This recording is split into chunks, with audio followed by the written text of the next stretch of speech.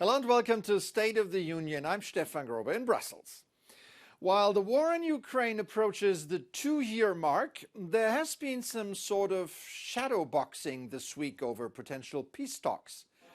In Davos, Ukrainian President Zelensky got the Swiss government to host a peace conference at some point in the future without inviting Russia. Then Moscow's Foreign Minister Lavrov shot back, saying that Ukraine would not decide when to begin any serious talks and that the West was not interested in negotiations anyway. The West, meanwhile, seemed to get its act together as far as further military support is concerned. Some EU countries committed to additional measures, and the EU in general is now ready to approve its €50 billion package soon, with or without Hungary, that has been blocking it for months. I think it's very important to engage with all 27 member states of the European Union to get the €50 billion for 4 years for Ukraine up and running. And my personal priority is to have an agreement by 27. If this is not possible, we are prepared for an agreement by 26.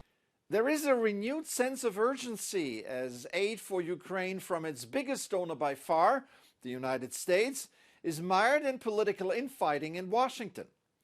And then there is the prospect of Donald Trump returning to the White House next year, however speculative at this point, which could mean an end to US support for Ukraine altogether. A nightmare for many in Europe, but a nightmare against which there is a great remedy. According to the Belgian EU presidency, just wake up.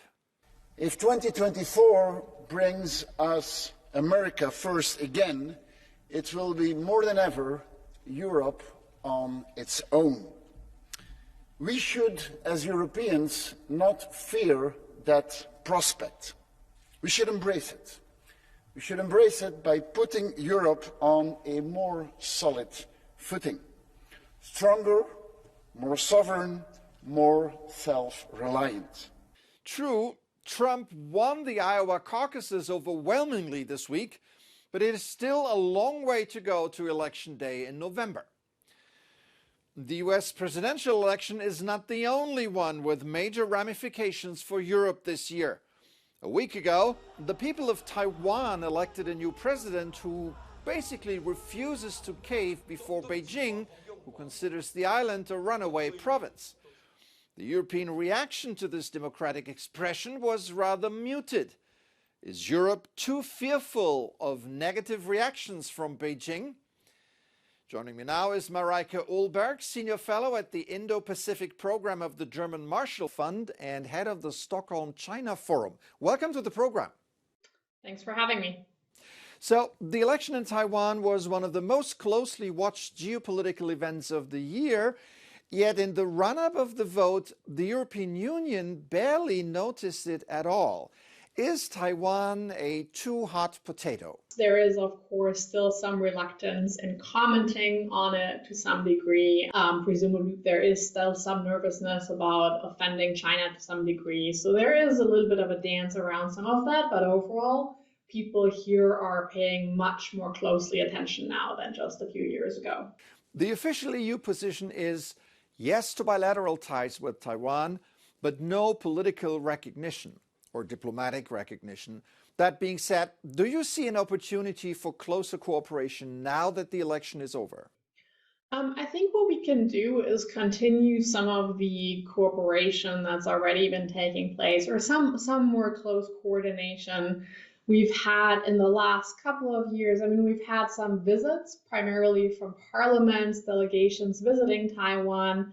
That is one thing that has happened. And then we've also seen some more careful ties at the ministerial level, where, for instance, ministries went to Taiwan to talk to their Taiwanese counterparts. And I think it's particularly these smaller corporations establishing ties and making sure that Europe is invested in Taiwan, where I see the most benefit. Yeah, you mentioned these visits. There were last year actually 28 visits by EU parliamentary and government delegations, a new record. How do you interpret that interest on the European side? Europe can't really offer Taiwan that much in terms of security and concrete defense. I think most Europe does not have the capacity to do that, but one thing that Europe can do is signal an interest in Taiwan and try to signal to the Chinese government that Europe has a vested interest in stability in the Taiwan Strait, and that Europe would be firmly opposed to any attempt to change the status quo through military means or through coercion. All right, Mareike Ullberg, China expert at the German Marshall Fund. Thank you so much for your time today. Appreciate it. Thanks for having me. The presidential election in Taiwan was a thriller, as it wasn't clear during the campaign who would finally win.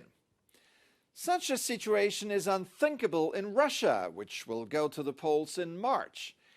Any guess who will be the next Russian president? Exactly. This week, Vladimir Putin's campaign announced that more than 2 million Russians have signed documents in support of him. Under Russian law, independent candidates must gather at least 300,000 signatures from 40 regions or more to get on the ballot. Putin has already collected 2.5 million signatures, 1 million more than in 2018. If desired, we can collect more, the Kremlin spokesman said rather laconically. Well, I'm sure you can, and I'm also sure Putin will win. In a way, I find it rather reassuring that there are some things in life that never change.